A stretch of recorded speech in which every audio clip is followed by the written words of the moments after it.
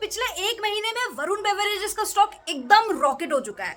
बहुत लोगों को लालच लग रहा है कि भाई अब हम लोगों का तो अपॉर्चुनिटी मिस हो गया, इस स्टॉक को तो अब हम नहीं खरीद पाएंगे, दुख हो रहा है, फोमो हो रहा है। तो भैया इस वीडियो में हम आपको क्लियर एक्सप्लेन करेंगे कि क्या इतनी रैली के बाद अभी भी इस स्टॉक में अपॉर्चुनिटी है। क्योंकि अगर आप इस बार की कंपनी का रिजल्ट देखते हो, क्या अमेजिंग परफॉर्मेंस दिखाई है कंपनी ने। पिछला साल कंपनी का रिजल्ट खराब था, लेकिन इस साल अब इंप्रूव होता हुआ दिखाई दे रहा है। तो इसी के साथ सबसे बड़ा सवाल है कि भैया क्या इस स्टॉक में अभी अपॉर्चुनिटी है या खत्म हो गई। इसी सवाल का जवाब जानने के लिए चलिए चलते हैं स्क्रीन पर। अगर आप चार्ट पे वरुण बेवरेजेस के देखते हो तो वीकली चार्ट पर हमें क्लियरली नजर आ रहा है कि किस तरीके से ये जो स्टॉक है, ये अपना जो 200 ईएमए है उसका क्लियर सपोर्ट लेकर के नीचे आप देख सकते हो हेवी वॉल्यूम के साथ ऊपर जाने की कोशिश कर रहा है। एंड अभी ये 200 ईएमए के भी ऊपर है और 50 ईएमए के भी ऊपर है। तो नाउ द फैक्ट इज कि क्या ये स्टॉक अब इस रैली को कंटिन्यू कर पाएगा, क्योंकि अगर आप देखो तो stock has been falling since long. और इसके पीछे का मेजर रीजन यही था कि अगर आप कंपनी के फाइनेंशियल्स देखते हो तो जून 2025 लास्ट ईयर इस क्वार्टर में कंपनी का जो सेल्स ग्रोथ है, इवन प्रॉफिट मार्जिन है, वो कंट्रैक्ट करना चालू कर गया था। और इसका मेजर रीजन ये था कि टिपिकली उस समय पर जिस हिसाब से गर्मी एक्सपेक्ट की गई थी और जिस हिसाब से उस गर्मी को एक्सपेक्ट करके कंपनी ने ऑलरेडी अपनी कैपेसिटी को, प्रोडक्शन कैपेसिटी को एक्सपैंड कर लिया था, बढ़ा लिया था कि भाई इस बार तो जोरदार गर्मी आएगी और हम लोग बहुत सारा प्रोडक्शन करेंगे। तो वो हुआ ही नहीं, गर्मी बहुत ही अनइवन सी हुई, अर्ली मानसून आ गया, जो डिस्ट्रीब्यूशन था मानसून का वो काफी अनइवन रहा, जिस वजह से फिर कंपनी को ये चीज फेस करना पड़ा कि जितना वो एक्सपेक्ट कर रही थी प्रोडक्शन करना उतना हुआ नहीं, जिस वजह से उनकी रखी रखाई जो प्रोडक्शन कैपेसिटी है वो वेस्ट जाने लगी। और उस पे एक तरीके से आप समझो कि रखी रखाई जो प्रोडक्शन कैपेसिटी है उस पे चाहे प्रोडक्शन हो या ना हो, उससे प्रोड्यूस होकर के सेल्स हो या ना हो, बट कंपनी की जो कुछ कुछ फिक्स्ड कॉस्ट है वो लगते ही हैं। तो अगर कुछ फिक्स्ड कॉस्ट है वो लग रहे हैं और तब भी कंपनी का प्रोडक्शन नहीं हो रहा है, तो एक तरीके से प्रॉफिट मार्जिन एकदम से कॉम्प्राइज हो जाते हैं। वही हुआ था कंपनी के साथ। But now the fact is कि चीजें अब रिजॉल्व हो रही है। एक और कारण था कैंपा कोला। आप सबको पता है कैंपा कोला किस तरीके से आज के डेट में 4th लार्जेस्ट कोल्ड ड्रिंक बन गया इंडिया का।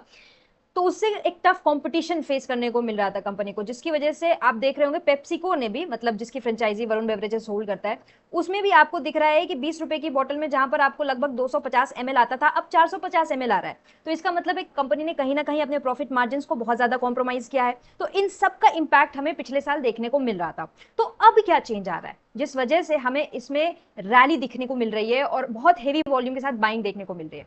क्या चेंज आ रहा है उसी को हम लोग यहाँ पर समझने की कोशिश करेंगे और ये भी समझेंगे कि ये जो चेंज है वो क्या लंबे समय तक टिक पाएगा, जिस वजह से हम लोग अपने स्टॉक में, इस पर्टिकुलर स्टॉक में पोजीशन बनाने की कोशिश कर सकते हैं, राइट। तो लेट अस अंडरस्टैंड दैट। अगर आप प्रेजेंट डेट पर वरुण बेवरेजेस की वैल्यूएशंस देखते हो, ठीक है, तो पिछले 5 साल की पीई रेशियो में जो उसका मीडियन पी रहा है वो 61 के आसपास रहा है और आज उसकी वैल्यूएशन समवेयर अराउंड 55 की चल रही है। यानी कि अपने पिछले 5 साल के मीडियन पी से भी कंपैरेटिवली आज ये स्टॉक सस्ता दिखाई दे रहा है। और उसका मेजर रीजन था कि स्टॉक जो है एब्सोल्यूट नो मोमेंटम शो किया है, फॉल करता हुआ दिखाई दिया है पिछले कुछ क्वार्टर्स में। अब यहां से अपॉर्चुनिटी एक तरीके से यस बनती है, क्योंकि जब स्टॉक 80-90 की पीई पर यहाँ पे चल रहा था और उस वक्त पे जब ग्रोथ स्लो डाउन हुई तो मार्केट ने पीटा। अब जब पीई भी काफी कम हो गई है, 80-90 से स्टॉक 50 के आसपास आ गया है और अभी ग्रोथ रैंप अप करना शुरू कर रही है, तो डेफिनेट सी बात है कि जब ऐसी पॉसिबिलिटी होती है कि भाई पीई भी कम है, मतलब हम ऐसा नहीं कह रहे हैं कि पीई 55 का पी कम है, बट कंपनी की हिस्टोरिक वैल्यूएशन से इसका 55 का पी कम है। और जनरली आप देखोगे तो कोई कंपनी अगर 18-20-25% का ग्रोथ कर रही है तो मार्केट उसको कहीं ना कहीं 40 से 50 के पी देता है, फेयर। लेकिन ये स्टॉक को मार्केट ने हिस्टोरिकली थोड़ी सी हायर पी देकर रखा, प्रीमियम पी देकर के रखा है। और इसका मेजर रीजन है इस कंपनी की बहुत स्ट्रॉन्ग फंडामेंटल्स, इस कंपनी की बहुत स्ट्रॉन्ग मैनेजमेंट और इनका माइंडसेट, इनकी स्ट्रैटेजी, इनका ग्रोथ प्लान्स। तो बहुत सारी चीजें हैं जिस वजह से मार्केट किसी किसी स्टॉक को बायसली हाई वैल्यूएशंस दे देता है। तो उस हाई वैल्यूएशंस के कंपैरिजन में अभी इस कंपनी की वैल्यूएशंस कंपैरेटिवली कम है। That's how I am saying it undervalued. I hope आप समझ गए होंगे। नाउ द फैक्ट इज कि अभी कंपनी की अगर आप ग्रोथ देखोगे तो 18% के आसपास इनकी इस बार की प्रॉफिट ग्रोथ आई है, सॉरी रेवेन्यू ग्रोथ आई है। और 18% के आसपास अगर ग्रोथ है तो क्या ऐसी ग्रोथ आने वाले कुछ क्वार्टर में सस्टेन हो पाएगी? क्या हमें 18, 20, 25% के आसपास की ग्रोथ देखने को मिलेगी स्टॉक में, जो हमें पहले देखने को मिलता था? क्या ये ग्रोथ 38% तक भी जा सकती है? इसी सवाल का अब हम लोग जवाब जानते हैं, ठीक है। सिंपली हम लोग आ जाएंगे कंपनी के अभी जो इनका रिजल्ट्स आया है उसको पहले रफली हम लोग रिजल्ट्स देख लेते हैं क्या रिजल्ट है। रेवेन्यू में इनका जो ग्रोथ देखने को मिल रहा है आपको, सबसे पहले तो इनका फाइनेंशियल ईयर फॉलो नहीं करते, ये कैलेंडर ईयर फॉलो करते हैं, ठीक है। तो Q1 जो कि आपका जनवरी से मार्च का क्वार्टर है, तो Q1 2025 में से के कंपैरिजन में Q1 2026 में इनकी जो ग्रोथ रही है वो 18% की रेवेन्यू ग्रोथ रही है। वहीं पर अगर आप पिछला साल देखते हो तो इनकी ओवरऑल जो रेवेन्यू ग्रोथ रही थी पूरे साल का वो सिर्फ 8% था, क्योंकि पूरा क्वार्टर ही पिछले साल का खराब गया था कंपनी का। उसका मेजर रीजन मैंने आपको बता दिया है कि कंपनी ने जिस हिसाब से कैपेसिटी एक्सपेंशन की थी उस हिसाब से गर्मी आई नहीं, कंपनी की सेल्स वॉल्यूम डिप हो गई, प्लस कैंपा कोला का अलग चक्कर चल रहा था, तो उन सब रीजन की वजह से नहीं हो पाया था। बट अब ग्रोथ जो है पेस हो रहा है, मतलब अब इंक्रीज हो रहा है ग्रोथ। और इसके पीछे का मेजर रीजन क्या है कि कंपनी का आप देखो इंडिया में तो फुटप्रिंट है ही, लेकिन इंडिया में नो डाउट अभी थोड़ा बहुत चैलेंजेस चल रहा है, लेकिन जो संभालने वाला कंपनी की ग्रोथ को संभालने वाला कंट्री है या आप कह सकते हो कॉन्टिनेंट है वो है Africa.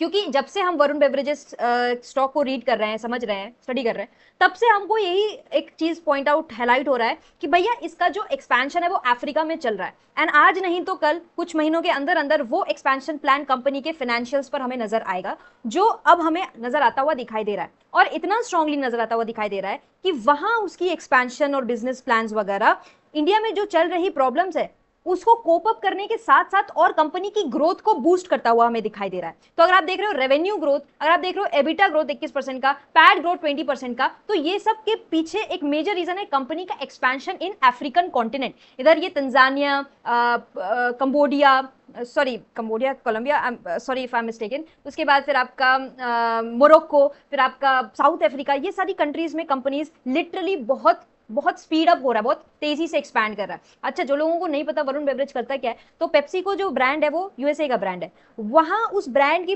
Particularly Varun beverages franchise लेकर के वहां से कॉम्पोजिशन खरीदता है उस पर्टिकुलर कंपनी से, और फिर उसको खुद मैन्युफैक्चर करता है, खुद डिस्ट्रीब्यूट करता है। जितने भी डिस्ट्रीब्यूटर्स हैं, जितने भी रिटेल शॉपकीपर्स हैं, उनमें कूलिंग सिस्टम्स प्रोवाइड करता है कि भैया आपने देखा होगा फ्रिज वगैरह, पेप्सिको का फ्रिज भी रखो, सब रखो, इंफ्रास्ट्रक्चर पूरा सेटअप करता है, उसके बाद अपने प्रोडक्ट्स को सप्लाई करता है। ठीक है, अब इनके प्रोडक्ट्स में क्या क्या है जल्दी से क्विकली देख लेते हैं। तो इनके प्रोडक्ट्स में आप देख सकते हो कार्बोनेटेड सॉफ्ट ड्रिंक्स, जो आपका कोल्ड ड्रिंक होता है, इसमें पेप्सी है, माउंटेन ड्यू है, मिरांडा है, 7 अप है, टॉप ब्रांड्स है भाई।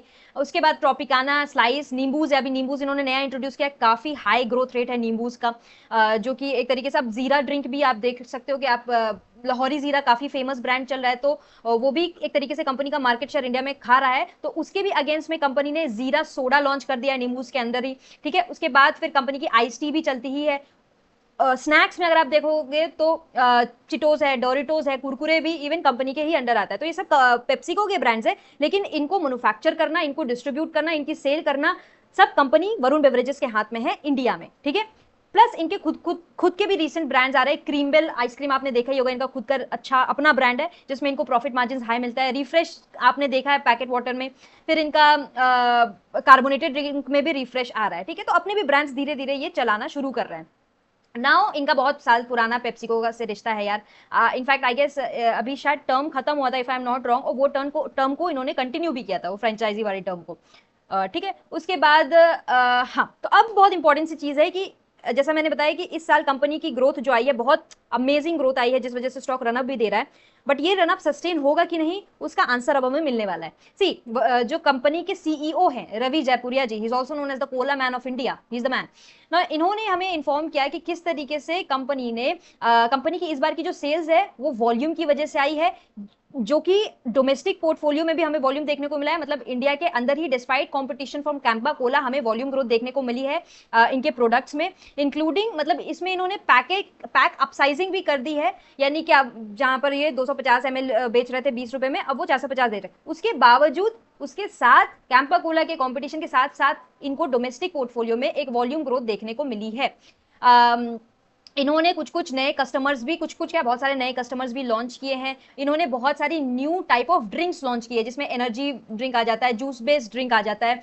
उसके बाद जो फैसिलिटीज इन्होंने 2025 में तैयार करके रखी थी, जो कि इनका यूज नहीं हुआ था, वो अब यूज होना शुरू हो रहा है क्योंकि डिमांड धीरे धीरे ग्रो हो रही है। ठीक है, तो उसका भी बेनिफिट मिला है कंपनी को। फिर कंपनी ने एक न्यू एक्विजिशन किया है ट्विजा का साउथ अफ्रीका में, एक और न्यू एक्विजिशन करने वाले हैं जल्दी क्रिकली, जो कि एक डेयरी ब्रांड है साउथ अफ्रीका में ही, तो उससे फिर ये अपने डेयरी प्रोडक्ट को एक्सपैंड करेंगे। अभी सबसे अमेजिंग चीज ये हुई है, एक शिफ्ट हमें दिख रहा है, एक ग्रेजुअल शिफ्ट जो कि अनआइडेंटिफाइबल है। जैसे कि हम महिंद्रा महिंद्रा कंपनी को कहते हैं कि भाई वो जेंजीज की नर्व्स को जानते हैं कि भाई उन जेंजीज को क्या पसंद आएगा, उसी टाइप की वो कारें निकाल रहे हैं, डिजाइनें निकाल रहे हैं। वैसे ही जो वरुण बेवरेजेस है, इनफैक्ट पेप्सिको कह सकते हो कि ऐसे ऐसे ड्रिंक्स निकाल रहे हैं ये लोग जो असल में इंडिया में जेंजीज का फेवरेट बन रहा है। स्टिंग आपने सुना होगा, एक टाइम पे बहुत ज्यादा चला। अभी ये धीरे धीरे डेयरी प्रोडक्ट्स में घुस रहे हैं, एनर्जी के और भी ज्यादा प्रोडक्ट्स लेकर के आ रहे हैं।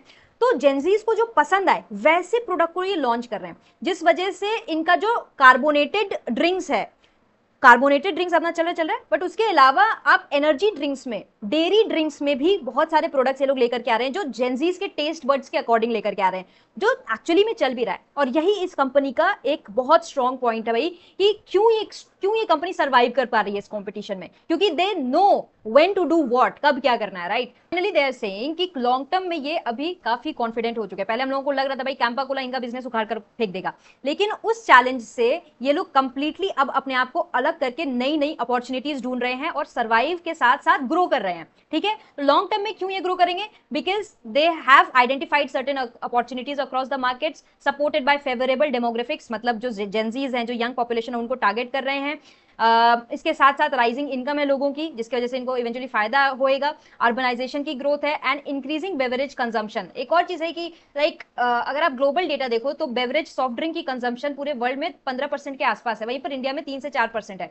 तो दिस गैप इज ह्यूज, और इस गैप को कवर करना मतलब एक ह्यूज ग्रोथ रनवे है कंपनी के पास। ठीक है, तो ये सारे फैक्टर्स इनको हेल्प करेंगे with adequate capacities and a diverse product portfolio and a strong distribution network, and in fact they are well positioned to deliver sustained growth and create a long term value of all the for all the share holders. ठीक है, तो ये कह रहे हैं कि भाई हमारे पास बहुत अच्छे डाइवर्स प्रोडक्ट पोर्टफोलियोज है और हम लोग दिन ब दिन नए प्रोडक्ट एक्सपेरिमेंट कर रहे हैं और लोगों को खुश कर रहे हैं अपने प्रोडक्ट के साथ, जिसकी वजह से हमें डिमांड वॉल्यूम ग्रोथ भी दिखाई दे रही है। दूसरी चीज, हमारे पास एक एडिक्वेट फैसिलिटीज भी है। आई थिंक 2025 में ही इन्होंने अपनी कैपेसिटी, प्रोडक्शन कैपेसिटी को लगभग 45% से बढ़ा लिया था, तो अभी वो कैपेसिटी रखी हुई है और अब धीरे धीरे उसका यूटिलाइजेशन शुरू होगा, जिस वजह से कंपनी को ऑपरेटिंग लेवरेज का भी फायदा मिलेगा और उसके प्रॉफिट मार्जिन और हमें एक्सपैंड करते हुए दिखाई देंगे।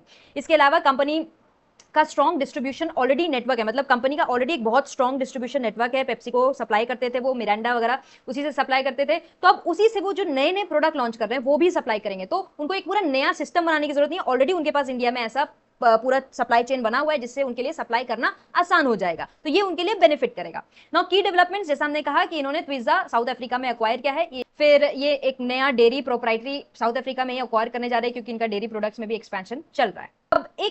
अब आपको समझ में आएगा कि क्यों ये कंपनी ग्रो कर रही है और क्यों ये ग्रो करती रहेगी आने वाले कुछ क्वार्टर्स में, इसके रेवेन्यू और प्रॉफिटेबिलिटी वगैरह। सी, कंपनी का जो रियलाइजेशन पर केस है वो 1.6% से कंसोलिडेटेड लेवल पर इंप्रूव किया है। मतलब कि अगर मान लो एक कैन है तो एक कैन पर कितना ज्यादा वो रेवेन्यू बना पाई है, वो 1.6% से इंक्रीज किया है। ठीक है, क्यों? क्योंकि इंटरनेशनल मार्केट से इनको काफी ज्यादा बेनिफिट देखने को मिला है। वहीं पर अगर सिर्फ इंडिया की बात की जाए तो रियलाइजेशन पर केस 1.5% से डिक्लाइन कर गया है। मतलब अगर आप इंडिया में देखो, थोड़े बहुत कॉम्पिटिशन्स की वजह से और अपने पैक साइज को बड़ा करने की वजह से, due to competition only, company का जो पर केस रियलाइजेशन इंडिया में वो 1.5% से घट गया है। But despite that overall company का जो कंसोलिडेटेड लेवल पे रियलाइजेशन है, चाहे वो आप अफ्रीका से पूरा ले लो या अपनी बॉर्डर कंट्रीज से, जहां जहां वरुण बेवरेजेस का बिजनेस है, आई थिंक 38+ कंट्रीज में इनका बिजनेस है, तो वहां उन सभी बिजनेस को मिला करके देखो तो टोटल ओवरऑल 1.6% का इनका पर केस रियलाइजेशन इंक्रीज हुआ है। And why is that happening? क्यों? क्योंकि अगर कंपनी की इस तरीके की ज्योग्राफिक डाइवर्सिफिकेशन नहीं होती, सिर्फ इंडिया पे डिपेंड होता, तो आज भी कंपनी का बुरा हाल होता। लेकिन कंपनी ने अपने आप को सही टाइम पर दूसरे कंट्रीज में डाइवर्सिफाई करना चालू कर दिया, स्पेशली वो कंट्रीज में जहां पर एकदम ही, जैसे कि इन्होंने साउथ अफ्रीका में एक्सपैंड करना चालू किया, वहां पर एकदम ही ये मार्केट ही नहीं था। स्नैक्स, कुरकुरे, डोरिटोज, ये सब का मार्केट था ही नहीं, तो था ही नहीं प्रोडक्ट्स, और जैसे इन्होंने लॉन्च किया तो काफी चल गया। वैसे ही कार्बोनेटेड सॉफ्ट ड्रिंक्स का उतना प्रोडक्ट था ही नहीं, और पेप्सी का तो अच्छा टेस्ट सॉल्यूशन है, तो उन्होंने जैसे जैसे लॉन्च किया वैसे वैसे पूरा चल गया, एकदम बढ़िया चल गया यार। तो उस वजह से इनका अच्छा अब रेवेन्यू शुरुआत हो चुका है डिफरेंट ज्योग्राफी से, और वो उनके लिए एक सेफ साइड है। सेफ साइड क्या? एक ग्रोथ साइड समझ लो आप, despite India being a basically challenging market for them as of now. एक और चीज कि अभी इनका जो कार्बोनेटेड ड्रिंक से सेल है Q1 2026 में वो 74% पर है। नॉन कार्बोनेटेड ड्रिंक का जो सेल है वो 7% है, और जो वाटर है उसका सेल 19% है, मतलब टोटल रेवेन्यू का कंट्रीब्यूशन वाटर 19% करता है, 7% नॉन कार्बोनेटेड और 74% कार्बोनेटेड। तो कार्बोनेटेड का भी एक बड़ा चंक है, लेकिन धीरे धीरे वी विल सी कि ये थोड़ा डिक्लाइन चला जाएगा। अब कुछ लोग क्वेश्चन करेंगे कि भाई कार्बोनेटेड में शुगर की वजह से लोग ज्यादा अवेयर हो रहे हैं और वो सारी ये सब ड्रिंक्स छोड़ रहे हैं। तो ऐसा है, कंपनी ने इस चैलेंज को भी पहले ही एक्सेप्ट किया था और कंपनी अपने प्रोडक्ट को शुगर से बहुत 68% प्रोडक्ट को आज के डेट में नॉन शुगर बनाती है या एकदम मिनिमम या नो शुगर बनाती है, जिसकी वजह से डाइट कंसर्न ना आ जाए। ठीक है, जैसे आप डाइट कोक देखते हो वैसे कि पेप्सी, वैसे ही पेप्सी का 0 शुगर आया हुआ है और बहुत सारे अदर कार्बोनेटेड ड्रिंक्स है जहां पर शुगर बहुत कम कर दिया कंपनी ने या तो नो शुगर कर दिया है। तो वो चैलेंज भी एक तरीके से ये मीट कर रही है और धीरे धीरे हम लोग देखेंगे कि एनर्जी ड्रिंक और डेयरी प्रोडक्ट्स में इतना मैसिवली एक्सपैंड करेंगे। जैसे इन्होंने अपनी ज्योग्राफिकल डाइवर्सिफिकेशन की दूसरे दूसरे कंट्रीज में एक्सपैंड करके, वैसे ये अपनी प्रोडक्ट डाइवर्सिफिकेशन भी कर रहे हैं। तो एक प्रोडक्ट पे रिलायबिलिटी नहीं होगी, जिसकी वजह से कोई भी एक प्रोडक्ट सेगमेंट में अगर चैलेंज आ जाता है तो बाकी जो में प्रोडक्ट सेगमेंट है वो उस चैलेंज को डील करने में कंपनी की हेल्प कर पाएंगे। यहाँ पर देख सकते हो कि 63% of our consolidated sales volume come from mix of low sugar और एब्सोल्युटली नो शुगर प्रोडक्ट। ठीक है ना, एक बहुत अमेजिंग इंटरेस्टिंग फैक्ट है जिसका फायदा अभी इनको मिल रहा है और ये आने वाले कुछ क्वार्टर में मिलेगा, यानी कि इनकी जो प्रॉफिट मार्जिन है वो हमें इंक्रीज करते हुए दिखाएगी। And that is operating leverages, यानी कि इनकी अगर आप देखोगे तो प्लांट कैपेसिटी इन्होंने अपनी बढ़ाई है 45% से FY25 में, और अब ये अपनी प्लांट कैपेसिटी का यूटिलाइजेशन करना चालू कर रहे हैं, जो पिछले साल करना था लेकिन हो नहीं पाया, लेकिन आप करना चालू कर रहे हैं, जिसकी वजह से फिर इनकी जो प्रॉफिट मार्जिन है वो बढ़ती हुई दिखाई देगी। तो जैसा मैंने आपको कॉन्सेप्ट समझाया था अभी स्टार्टिंग ऑफ द वीडियो में कि कुछ फिक्स्ड कॉस्ट रहते ही हैं, चाहे प्रोडक्शन हो या ना हो। फिक्स कॉस्ट पे अगर ज्यादा रेवेन्यू कंपनी बनाती है due to the higher utilization of the plant capacity, due to the higher demand, of course मतलब डिमांड हाई होगी तो ज्यादा से ज्यादा यूटिलाइजेशन होगा, और जितना ज्यादा यूटिलाइजेशन होगा उतना ही ज्यादा प्रॉफिट मार्जिन कंपनी हमें बनाती हुई दिखाई देगी। तो नो, अब हमें इस चीज का भी डर नहीं कि भाई इंडिया में कैंपा कोल आ गया तो कंपनी को क्या होगा। कंपनी का बिल्कुल सब ठीक रहेगा, क्योंकि कंपनी का जो ज्योग्राफिकल डाइवर्सिफिकेशन है वो हमें प्रॉपर होता हुआ दिखाई दे रहा है, तो वो चीजें हमें संभलती हुई उस साइड पर नजर आ रही है। So that is why we can say that there is a bit of opportunity that is being created in this stock as of now। कि कंपनी की वैल्यूएशंस के बारे में हमने बात कर ही ली है कि ये एक तरीके से लो है in comparison to the past 5 year का मीडियन पी अगर आप देखो, एंड जिस हिसाब से वॉल्यूम आ रही है देयर इज अ स्कोप कि हमें स्टॉक में एक ग्रोथ दिखाई दे सकती है, यहाँ से कंटिन्यूड ग्रोथ दिखाई दे सकती है। अगर कंपनी की नेक्स्ट क्वार्टर उसके बाद वाले क्वार्टर में हमें ग्रोथ सस्टेन होती दिखाई देती है, 18 से 25% के बीच में कहीं रेवेन्यू ग्रोथ आती हुई दिखाई देती है, तो फिर हमें स्टॉक प्राइस भी आराम से एक ग्रेजुअल मोमेंटम दिखाता हुआ दिख सकता है। बट अगर मान के चलो इस क्वार्टर में अच्छी ग्रोथ आ गई बट अगले क्वार्टर में एकदम से खराब हो जाती है चीजें, राइट, तो उसमें फिर स्टॉक पिटेगा, क्योंकि भाई कंपनी मार्केट को क्या चाहिए कि अगर आप ग्रोथ कर रहे हो तो उसको मेंटेन करो, और अगर आप नहीं मेंटेन कर पा रहे हो तो फिर मार्केट आपको बख्शेगा नहीं, वो आपको पीट डालेगा।